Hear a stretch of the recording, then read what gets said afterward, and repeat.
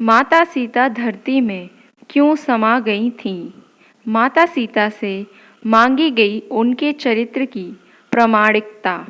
जब लवकुश बड़े हो गए तब वे दोनों अपने गुरु वाल्मीकि के आदेशानुसार अयोध्या में गए तथा सभी को रामायण कथा सुनाई। अंत में उन्होंने राज दरबार में स्वयं को श्री राम तथा माता सीता का पुत्र बताया। इसके पश्चात अयोध्या की प्रजा के द्वारा इस पर प्रश्न चिन्ह लगाया गया। श्री राम ने जब यह सुना तो लोकमत को ध्यान में रखकर उन्होंने सीता को स्वयं यहाँ आकर इसका प्रमाण देने को कहा तथा अपनी शुद्धता की शपथ लेने का आदेश दिया। माता सीता ने जब यह सुना तो उनका मन कुंठित हो गया।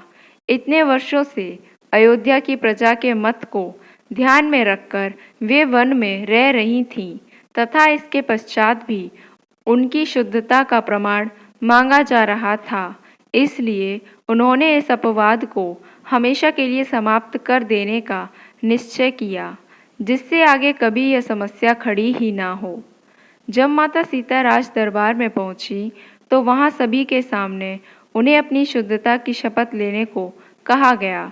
यह सुनकर माता सीता ने सभी के सामने शपथ ली कि यदि उन्होंने मन, वचन तथा कर्म से केवल भगवान श्री राम की ही आराधना की है तथा उन्हें ही अपना पति माना हो तो इसी समय यह धरती फट जाए तथा वे उसमें समा जाए।